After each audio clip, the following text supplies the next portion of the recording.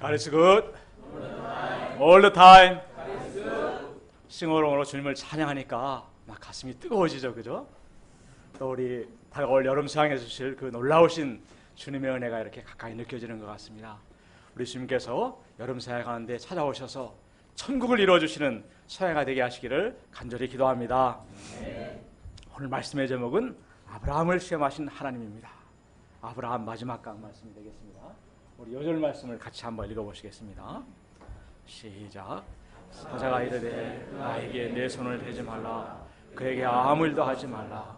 내가 내 아들 내 속자 가지고 내게 아끼지 아니하였으니 내가 이제야 내가 하나님을 경외하는 줄 아노라. 그러하신 아버지 하나님, 저의 약점과 허물과 실수에도 저희를 변함없이 신실하게 사랑하시고 감당하시고 키우시는 놀라우신 소망의 하나님을 인하여 참으로 감사합니다. 무엇보다 저희를 복덩이로 만들어서 하나님의 축복을 주시고자 하시니 참으로 감사합니다. 저희가 참 가난하고 겸손한 마음으로 아브라함과 같이 주의 말씀을 듣고 청종하고 순종하는 저희들이 될 수 있도록 은혜 부어주시기를 간절히 기도하고 원합니다. 말씀을 통해서 우리 아버지 하나님께서 저와 각 사람의 심령 가운데 인격적으로 말씀해 주시기를 간절히 기도하고 원합니다. 구장은 좋은 다만 우리 주 예수 받도록 기도했습니다. 아멘. 여러분 혹시 냉동인간에 대해 들어보신 적이 있습니까? 이런 현대의학으로도 어찌할 수 없는 불치병에 걸린 사람이 죽기 전에 자신을 마이너스 180도 정도의 질소 탱크에 냉동에 얼려놓는 것을 말합니다. 이렇게 하는 것은 오랜 시간이 지난 후에 지금보다 훨씬 더 발달한 그 미래의학의 도움을 받아서 다시 부활할 수 있지 않을까라는 희망 때문입니다. 현재 전 세계적으로 352명이 냉동되어 있고 약 2천여 명이 이 서비스를 신청했다고 합니다. 또 머리만 냉동하는 경우도 있는데 영국의 이름을 밝히지 않은 60대의 그 유력한 사업가는 자신이 현재 몸으로 사망한 뒤에 200년 이내에 지금의 뇌를 전혀 다른 사람의 몸과 연결해 새로운 삶을 살기 위한 뇌 냉동 서비스를 신청했다고 합니다. 그러나 세포를 얼릴 때 수분 때문에 부피가 팽창하면서 세포가 파괴되기 때문에 혈액을 빼내고 조직 손상을 최소화하는 그 보존액을 주입해야 하는데 그 성분이 인체에 독성인 물질들이 많아서 현재까지 사람을 다시 해동해서 살아난 예가 없다고 합니다. 한편에서는 이를 영원히 살고 싶은 인간의 욕망을 이용한 산업 사기다라는 주장을 하기도 합니다. 그런가 하면 아브라함은 에셀 나무를 심고 믿음으로 영원하신 하나님, 영생하시는 하나님을 불렀습니다. 그는 믿음으로 순종함으로 진정한 축복의 근원이 되었습니다. 저주와 멸망의 인류 역사를 축복과 생명의 역사로 그 물줄기를 돌려놓는 참으로 위대한 인생을 살았습니다. 그는 신약에서 예수님과 대화하는 것을 통해서 천국에서 영원히 살아있음을 보여주었습니다. 또 우리들의 가슴 속에 그는 말씀을 통해서 영원히 살아있습니다. 오늘 말씀을 통해서 아브라함의 그 신앙과 그 믿음을 저희도 배울 수 있기를 간절히 기도합니다. 파트 1, 그를 번제로 드리라. 1절을 보십시오. 우리 다 같이 읽어보시겠습니다. 시작. 아브라함을 시험하시려고 그를 부르시되 아브라함아 하시니 내가 여기 있나이다. 그 일 후라는 것은 하나님의 약속이 이루어져서 아브라함의 소원이 성취된 후를 말합니다. 하나님께서 그와 함께해 주심으로 그랄 왕이 먼저 찾아와 동맹을 청할 정도로 아브라함은 주변의 인정과 존경을 받는 자가 되었습니다. 약속으로 받은 이삭은 무럭무럭 잘 자라나고 있었습니다. 이 축복의 때에 하나님께서 어느 날 아브라함을 찾아오셔서 부르셨습니다. 아브라함은 내가 여기 있나이다. Here I am. 즉각 응답하였습니다. 그러자 하나님께서는 청천벽력과 같은 명령을 내리셨습니다.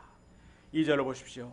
여호와께서 이르시되 내 아들 내 사랑하는 독자 이삭을 데리고 모리아 땅으로 가서 내가 내게 일러준 한 산 거기서 그를 번제로 드리라. 번제는 제사를 드린 자가 제물을 죽이고 각을 떠서 완전히 태워 드리는 제사입니다.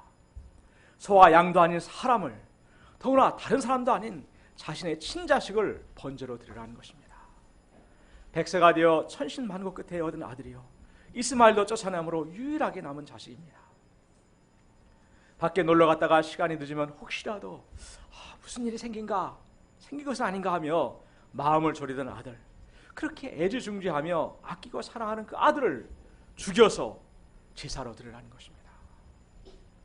만약에 그 아들을 중국 그 오지에 선교사로 보내라 이렇게 명령을 받았어도 이 부모의 마음은 이를 결정하기가 참으로 쉽지 않았을 것입니다.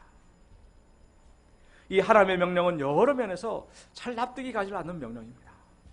하나님께서는 홍수 심판 후에 노아에게 생명을 귀히 여기도록 하시면서 사람의 피를 흘리지 말도록 하셨습니다. 또 레위기 18장 21절에 보면은 하나님께서 인신제사를 엄격히 금지하신 것을 볼 수가 있습니다. 또 이삭은 하나님께서 그렇게 수없이 약속하시고 맹세하신 후에 주신 믿음의 선물이었습니다. 그런 이삭을 다시 거두어 가시겠다는 것은 참으로 이해하기가 어렵습니다. 또 그 씨를 통해 별과 같이 많은 후손을 약속하시는데 장가도 안 간 이 독자를 바치게 되면 완전히 대가 끊어져 버릴 것입니다. 이름도 여러 민족의 아버지가 되라고 아브라함으로 바꿔주셨는데 참 인간의 이성과 경험, 논리로는 순종하기가 참으로 어려운 명령이었습니다. 그런데 하나님께서는 왜 이렇게 이상한 명령을 내리신 것입니까? 1절에 보면 하나님이 아브라함을 시험하시려고 이렇게 하셨다고 말하고 있습니다. 이 시험은 유혹과 달리 연단의 의미가 있습니다. 유혹, 템테이션은 사단이 악의적으로 믿는 자들을 유혹하여 죄를 짓도록 해서 하나님과 사람들의 모든 관계성을 파괴하여 영육 간의 죽음에 이르도록 하는 것입니다. 그러나 시험, 테스트는 성도들의 신앙을 견고케 하여서 보다 높은 단계의 믿음으로 끌어올리는 연단의 의미가 있습니다. 아이러니컬하게도 사단의 유혹은 얼핏 보면 아주 합리적이고 그럴듯해 보일 때가 많습니다. 반면에 하나님의 시험은 오늘 본문처럼 때로는 매우 불합리해 보이기도 합니다. 그러나 사단의 유혹은 파멸에 이르게 하지만 하나님의 그 시험에는 반드시 아름답고 영광스러운 열매가 있습니다. 히브리서 12장 11절은 말합니다. 우리 같이 공동 번역으로 한번 읽어보시겠습니다. 시작. 훈계를 받는 바로 그때에는 즐거움이 없고 고통스럽습니다. 그러나 후에 그 훈계 때문에 평안이 있을 것입니다. 왜냐하면 우리가 올바른 길 안에 살아가게 되어 있기 때문입니다. 학교에서 아무리 수업을 많이 들어도 시험을 보지 않으면 그 지식은 금방 날아가 버립니다.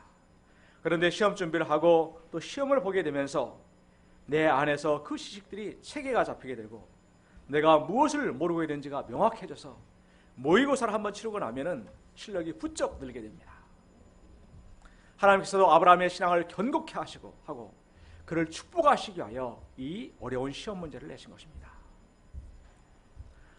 하나님의 그 명령에 아브라함은 어떻게 반응했습니까? 하나님, 이건 너무너무 중대한 사안이라서 저 사라 동역자하고 좀 이야기를 해봐야 되겠는데요. 이렇게 하지 않았습니다. 또 시간을 좀 주세요. 기도해봐야 되겠습니다. 이렇게 하지 않았습니다. 3절 4절을 보십시오. 아브라함이 아침에 일찍 일어나 나귀의 안장을 지우고 두 종과 그의 아들 이삭을 데리고 번제에 쓸 나무를 쪼개어 가지고 떠나 하나님이 자기에게 일러주신 곳으로 가더니 제3일에 아브라함이 눈을 들어 그곳을 멀리 바라본지라. 아브라함이 아침에 일찍 일어나 준비를 해서 출발한 것을 보면 그 마음에 주저함이 없는 즉각적인 결단과 순종을 보여줍니다. 그는 사랑하는 아들과 함께 브엘세바에서 모리아산까지 약 80km를 여행하여 목적지 산 아래에 도달하였습니다. 5절을 보십시오. 같이 한번 읽어보시겠습니다. 시작. 이 아브라함이 종들에게 이르되 너희는 나귀와 함께 기다리라. 내가 이와 함께 저희 가서 예배하고 아브라함이 종들을 데리고 하지 않은 것은 이삭을 제물로 바치는데 이들이 방해를 할 수 있기 때문이었을 것입니다. 아브라함은 이 모든 것을 겉으로 볼 때는 정말 놀랄 정도로 담담하고 조용하게 일을 해나가고 있습니다. 6절 7절을 보십시오. 아브라함이 이에 번제나무를 가져다가 그의 아들 이삭에게 지우고 자기는 불과 칼을 손에 들고 두 사람이 동행하더니 이삭이 그 아버지 아브라함에게 말하여 이르되 내 아버지여 하니 그가 이르되 내 아들아 내가 여기 있노라. 이삭이 이르되 불과 나무는 있거니와 번제할 어린 양은 어디 있나이까. 이삭이 가만히 보니까 다른 것은 다 있는데 정작 가장 중요한 희생 제물이 없는 것이었습니다. 불과 나무는 있거니와 번제할 어린 양은 어디 있나이까 질문한 것을 보면 이미 이삭은 번제가 어떻게 드려지는 것인지에 대해 잘 알고 있었습니다. 아마도 경건한 아버지 아브라함과 함께 여러 번 하나님께 번제를 드려보았던 것 같습니다. 이에 대한 아브라함의 대답이 무엇입니까? 우리 8절을 다 같이 한번 읽어보시겠습니다. 시작. 아브라함이 이르되 내 아들아 번제할 어린 양은 하나님이 자기를 위하여 친히 준비하시라 하고 두 사람이 함께 나아가서 내 아들아 번제할 어린 양은 하나님이 자기를 위하여 친히 준비하시리라. 이는 응기응변식의 답변이 아니라 아브라함의 마음 깊숙이 있는 하나님을 향한 믿음과 절대적인 신뢰를 잘 보여주고 있습니다. 그에게는 앞으로 되어질 모든 일들이 하나님의 그 선하신 뜻과 주권 아래 이루어질 것을 믿고 전적으로 맡기는 믿음이 있었습니다. 그러나 아브라함의 그 속마음은 모든 것이 미리 프로그래밍 되어 있는 로봇처럼 그렇게 무감각하지는 않았을 것입니다. 그렇게 사랑하고 정들었던 그 소중한 아이를 죽여 바치고자 할 때 인간으로서 어찌 내면의 갈등과 고통과 아픔이 없겠습니까? 예배 전에 이 앞에서 호열 목자하고 이렇게 같이 기도를 하는데 이 다니엘이 와가지고 이 등 뒤로 올라가지고 아빠 막 이렇게 하면서 이렇게 등을 두드려주는 것을 봤습니다. 이렇게 서로 사랑을 주고받던 아들입니다. 아마 아침에 일찍 일어나 길을 출발한 것도 밤새도록 뒤척이며 제대로 잠을 자지 못하다가 새벽에 밝아오자 벌떡 일어났을 것입니다. 3일 길을 걸으며 사랑하는 아들 이삭과 같이 밥을 먹고 같이 잠을 잤습니다. 목적지가 가까워질수록 아브라함의 그 발걸음은 천근만근 더욱더 무거워졌을 것입니다. 사랑하는 아들을 찔러 죽여야 하는 그 아버지의 마음과 그 영혼의 고통은 세상 그 무엇에도 비할 수 없는 고통과 아픔이었을 것입니다. 번제의 희생제물로 드려질 이삭은 우리의 모든 죄악을 담당하시기 위해 십자가의 그 형틀에 오르신 예수님을, 아버지 아브라함은 독생자를 내어놓으신 하나님 아버지를 예표하고 있습니다. 그 아끼고 사랑하는 독자 이삭을 번제의 희생제물로 내어놓는 아브라함의 마음은 그 사랑하는 독자 예수님을 우리를 위한 희생제물로 십자가에 내어놓으신 그 하나님의 마음이었을 것입니다. 우리는 아버지 아브라함이 겪었을 그 내면의 아픔과 희생은 너무나도 잘 실감나게 느껴지고 크고 무겁게 느껴집니다. 깊이 공감이 됩니다. 만약에 내게 그렇게 하라고 하면 어떡하지? 하며 두려워합니다. 그런데 정작 독생자를 내어놓으시는 아버지 하나님께 대해서는 그 모든 것을 당연시하는 경향이 있습니다. 마치 하나님께서는 그렇게 하셔야 할 의무가 있는 것처럼 생각합니다. 하나님께서 베푸신 은혜는 너무나 당연히 받고 내게 있는 것을 내어드리는 것은 아까워하고 힘들어합니다. 이는 참으로 이율배반적이요 이기적인 우리의 내면과 죄악을 잘 보여줍니다. 9절 10절을 보십시오. 하나님이 그에게 일러주신 곳에 이른지라 이에 아브라함이 그곳에 제단을 쌓고 나무를 벌려놓고 그의 아들 이삭을 결박하여 제단 나무 위에 놓고 손을 내밀어 칼을 잡고 그 아들을 잡으려 하니 아브라함 목적지에 이르자 그곳에 제단을 쌓았습니다. 이삭이 지고 온 번제나무를 그 위에 벌려놓았습니다. 그리고 그 아들 이삭을 잡아 결박하였습니다. 그리고 제단 나무 위에 올려놓았습니다. 이 렘브란트의 이삭의 희생이란 그 그림입니다. 가운데 아브라함이 있고 이 천사가 그 아브라함의 그 손을 이렇게 붙잡고 말리는 것을 이렇게 볼 수가 있습니다. 이삭은 혈기왕성하고 힘이 있었기 때문에 늙은 아버지를 밀치면서 반항할 수도 있었을 텐데 아버지의 그 뜻에 묵묵히 순종하였습니다. 아버지가 하나님께 순종했듯이 그도 아버지의 이삭을 믿음 안에서 신뢰하고 순종한 것 같습니다. 모든 준비가 끝난 아브라함은 마지막으로 칼을 높이 치켜들었습니다. 그리고 내려치는 그 순간 다급하게 목소리가 들려왔습니다. 우리 다 같이 11, 12절을 읽어보시겠습니다. 시작. 여호와의 사자가 하늘에서부터 그를 불러 이르시되 아브라함아 아브라함아 하는지라. 아브라함이 이르되 내가 여기 있나이다. 사자가 이르시되 그 아이에게 내 손을 대지 말라. 그에게 아무 일도 하지 말라. 내 독자에게도 내가 아끼지 아니하였으니 내가 이제야 내가 하나님을 경외한 줄을 아노라. 하나님께서는 두 번이나 아브라함아 아브라함아 부르셨습니다. 그 아이에게 내 손을 대지 말라. 그에게 아무 일도 하지 말라. 같은 내용을 두 번이나 강조해서 말하고 있습니다. 이는 하나님께서 얼마나 다급하고 강력하게 아브라함을 말리셨는지를 잘 말해주고 있습니다.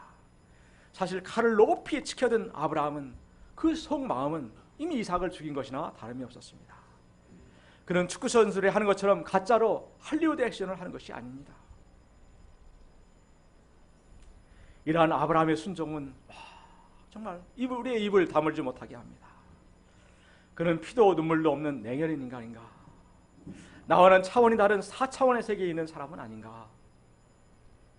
탁월한 그 강심장에 비범한 사람, 우리는 도저히 흉내낼 수가 없는 그런 사람은 아닐까? 그런 생각도 해보게 됩니다.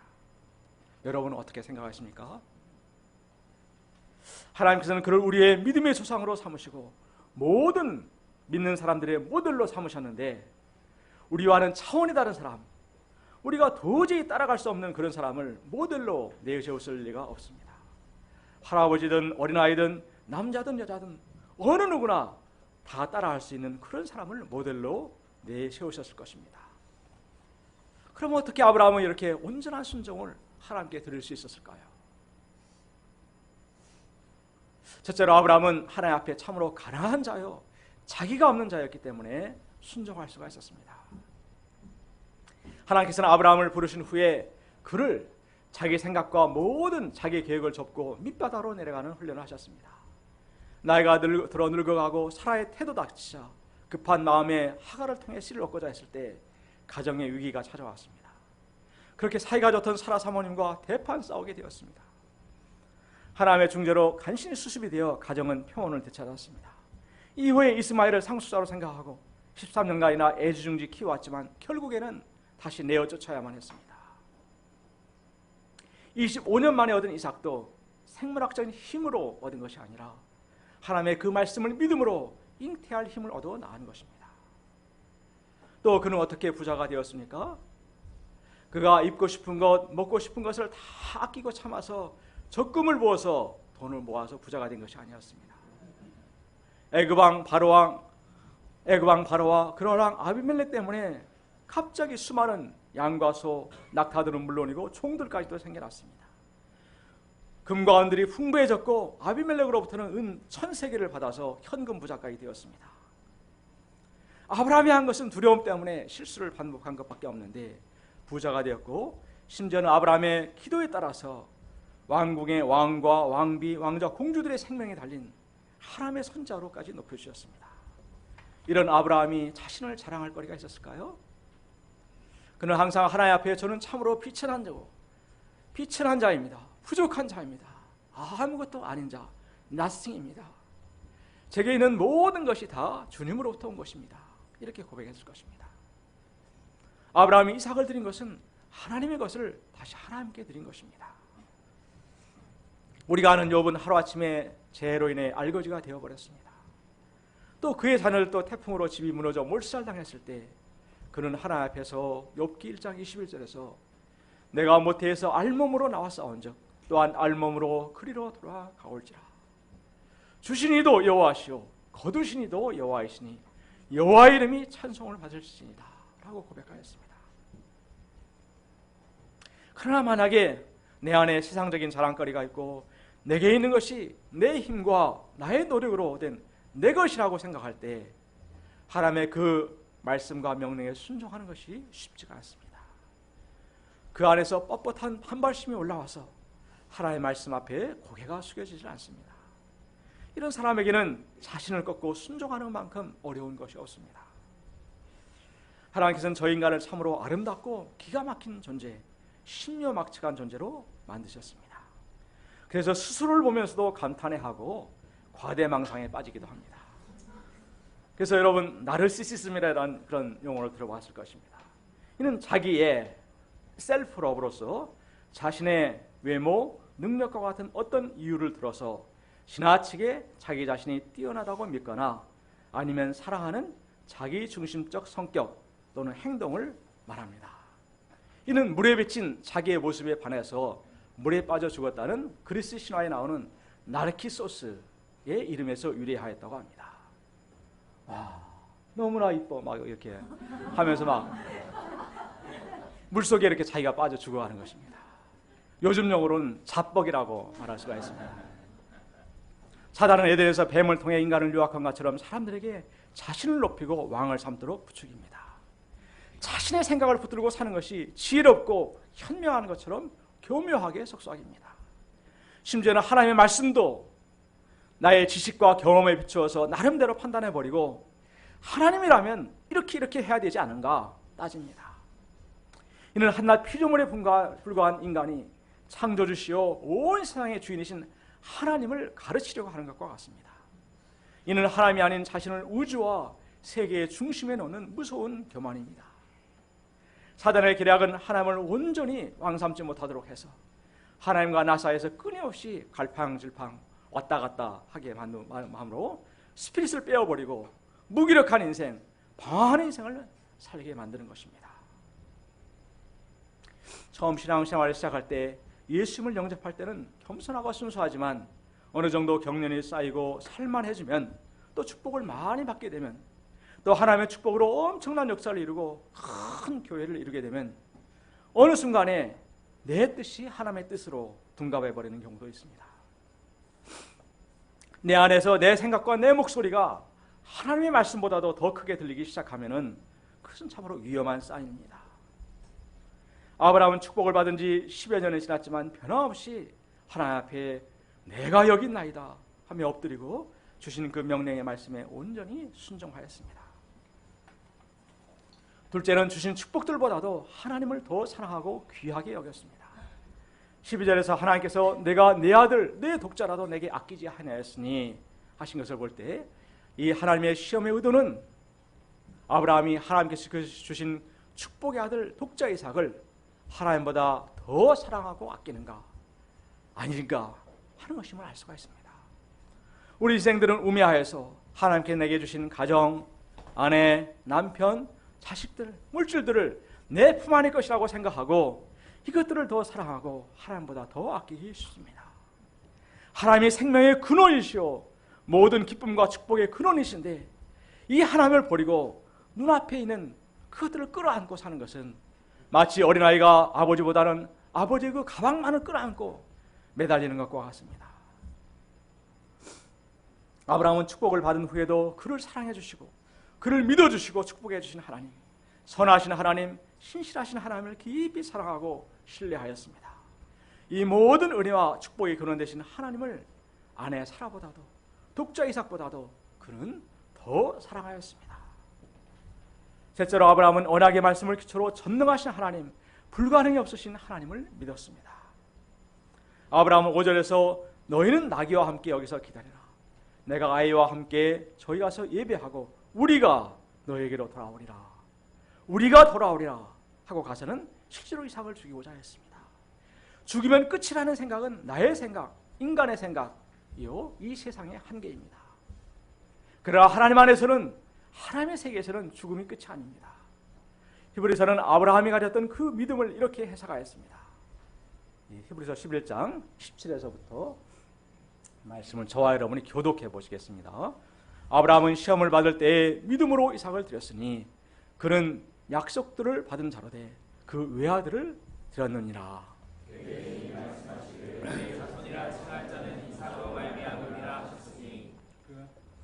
그가 하나님의 능히 이삭을 죽은 자 가운데서 다시 살리실 줄로 생각한지라. 비유컨대 그를 죽은 자 가운데서 도로 받은 것이니라. 그는 하나님께서 언약으로 네 자손이라 칭할 자는 이삭으로 말미암으라 하셨기에 자기가 이삭을 죽여 번제로 드려도 하나님께서 다시 살리시겠구나 생각하였습니다. 그런 전능하신 하나님에게는 불가능이 없으니까 죽은 자도 능히 살리실 줄로 생각하는 것입니다. 그는 하나님을 이삭을 낳는 과정을 통해서도 체험했습니다.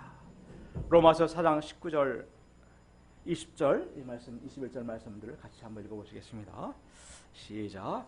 그가 백세나 되어 자기 몸에 죽은 것 같고 사라의 태가 죽은 것 같음을 알고도 믿음이 약하여지지 아니하고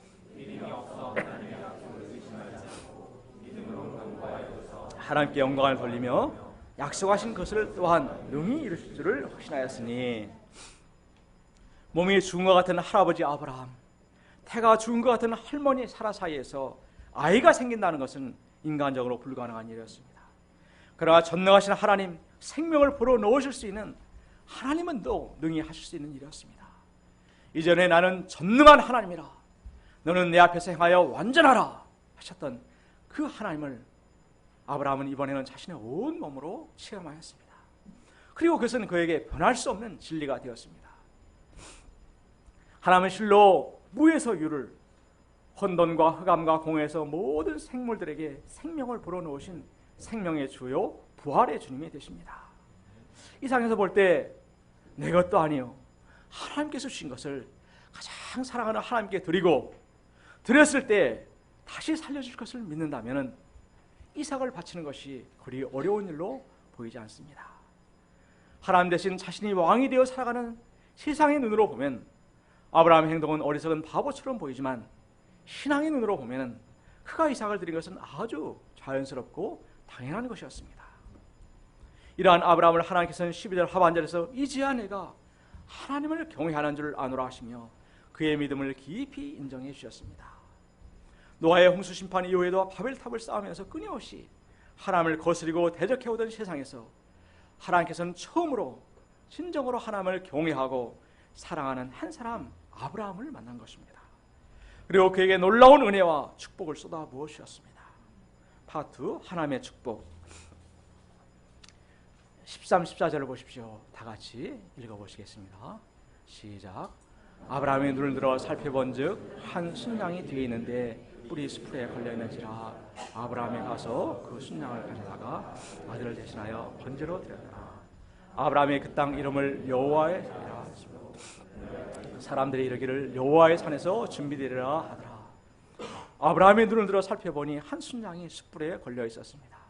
아브라함은 가서 그 순양을 가져다가 아들을 대신하여 번제를 드렸습니다.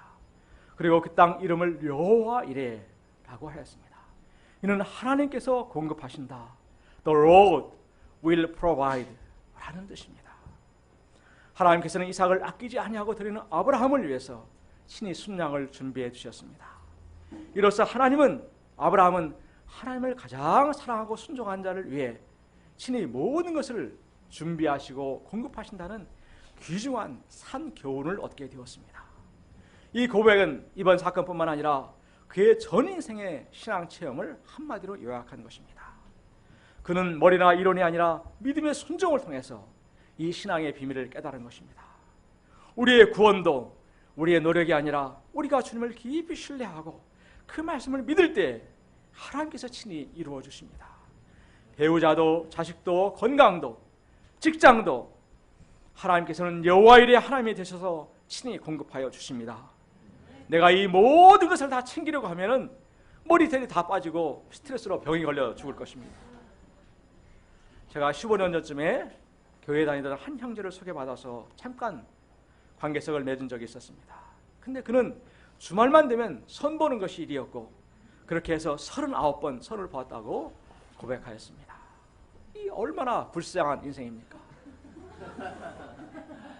이 여호와 이레 하나님을 믿는다고 하면서 만약 우리가 미래에 대한 걱정과 근심으로 하루하루를 살아간다면 이는 참으로 하나님을 슬프시게 하는 것입니다. 우리가 할 것은 딱 한 가지뿐입니다. 그것은 아브라함처럼 하나님을 가장 사랑하고 경외함으로 하나님의 그 말씀에 순종하는 것입니다. 그러면 하나님께서 모든 것을 다 책임져 주시고 공급하여 주십니다. 이 얼마나 쉽고 간단한 일입니까? 예수님께서도 너희는 먼저 그의 나라와 의를 구하라. 그러면 이 모든 것을 더해 주시겠다고 약속하셨습니다. 저는 결혼에 대한 소원도 많지 않은 데다가 그 모든 과정들이 너무나도 버겁고 힘들게 느껴졌습니다. 학생을 이제 늦게 했기 때문에 더더욱 그런 것 같습니다. 그런데 단지 하나님의 말씀을 공부하고 순종을 했을 뿐인데 이 모든 것을 너무나도 쉽고 순적하게 이루어 주셨습니다. 가정도 자식도 정말 훌륭하신 우리 이부 믿음의 동역자들도 이 교회의 터도 모두가 하나님께서 공급하여 주신 것입니다. 제가 여호와 이레의 하나님을 찬양합니다. 하나님께서는 두 번째로 아브라함을 부르셨습니다. 16, 18절을 같이 한번 보시겠습니다. 제가 먼저 교독하겠습니다. 일시대에 여호와께서 이르시기를 내가 나를 가리켜 맹세하노니 내가 이같이 행하여 네 아들 네 독자라도 아끼지 아니하였은즉 내가 네게 큰 복을 주고 내 씨가 크게 번성하여 하늘의 별과 같고 바닷가의 모래와 같게 하리니 내 씨가 그 대적의 성문을 차지하리라. 또 내 씨로 말미암아 천하 만민이 복을 받으리니 이는 내가 나의 말을 준행하였음이라 하셨다 하니라. 하나님께서는 시험을 통과한 아브라함에 큰 복을 주시겠다고 맹세하시고 약속하셨습니다. 그의 후손들이 크게 번성하여 하늘의 별, 바닷가의 모래와 같이 쉴 수 없이 많게 하셨다고 하셨습니다. 아브라함은 죽은 이삭을 다시 돌려받았을 뿐만 아니라 1000배, 만배, 억배의 후손들을 얻게 되었습니다. 뿐만 아니라 그의 씨가 대적의 성문을 차지할 것을 약속해 주셨습니다. 이 말씀은 창세기 3장 15절 여자의 후손은 내 머리를 상하게 할 것이요 라는 말씀과 연관되어 있습니다. 즉 아브라함의 씨 가운데서 장차 사단의 머리를 상하게 함으로써 대적의 성문을 부수고 인류를 구원해낼 메시아를 허락해 주시겠다는 것입니다. 그로 말미암아 죄와 저주의 역사가 축복의 역사로 바뀌게 됩니다. 죽고 죽는 죽음의 역사가 살고 사는 생명의 역사로 그 물줄기가 바뀌게 됩니다. 그로 말미암아 천국문이 활짝 열리고 천하 만민이 복을 받게 될 것입니다. 하나님께서는 이 모든 은혜와 축복의 그 근거가 바로 그가 나의 말을 준행하였기 때문이라고 말씀하셨습니다. 아브라함 그 한 사람이 이삭을 바치는 그 순종을 통해서 오늘의 내가 이 모든 은혜와 축복을 받게 되었습니다. 이 축복의 원리는 오늘날 우리에게도 동일하게 적용됩니다. 내가 오늘 하나의 아브라함이 되어서 하나님께 믿음과 순종의 제사를 드릴 때 나로부터 저주와 죽음의 세력이 끊어지고 나의 자손 대대로 축복과 생명의 물줄기가 이어지게 됩니다. 이 얼마나 고귀하고 값진 인생입니까? 수억의 돈을 들여서 마이너스 180도 실소 탱크에 들어가는 것보다 수백 배 의미가 있고 가치가 있는 인생 아닙니까? 저희 모두가 아브라함과 같이 이 시대에 하나님의 그 말씀을 준행하는 믿음의 사람들이요 복덩이들이 될 수 있기를 간절히 기도합니다. 우리 여절 말씀이 있고 기도하고 마치겠습니다. 시작. 사자가 이르되 그 아들 그에게 아무 일도 하지 말라. 내가 내 아들 내 독자라도 내게 아끼지 아니하였으니 내가 이제야 내가 하나님을 경외하는 줄 안다. 그러하신 아버지 하나님, 우매하고 어리석은 저희 인생들은 자기를 사랑하고 자기 뜻대로 하는 것이 참 지혜롭고 현명한 것인 줄 속고 사는 경우가 얼마나 많이 있습니까? 주님, 저희를 불쌍히 여기셔서 이것이 정말 자기를 사랑하는 것이 죽음에 이르는 길이요 멸망의 길이라는 것을 깨닫고 정말 아브라함과 같이 단순한 믿음과 경외함으로 말씀에 순종하는 삶을 저희가 살 수 있도록 도와주십시오. 부장님, 오늘 우리 주 예수님 받도록 기도했습니다. 아멘.